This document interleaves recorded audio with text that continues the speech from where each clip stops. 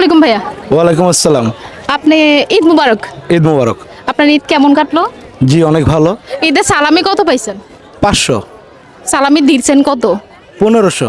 ও পাইলেন 500 দিলেন 1500। বাকিটা জরিমানা। ও আচ্ছা জরিপানা। আচ্ছা যাই হোক, আপনি কি সিঙ্গেল? কেন বিয়ে করাইবেন? প্রয়োজন পড়লে করাই দিব, সমস্যা নাই। তাহলে আমি সিঙ্গেল।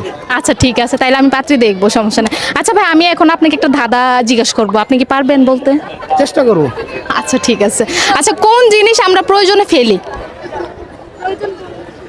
কোন জিনিস প্রয়োজন পড়লে ফেলি? হ্যাঁ।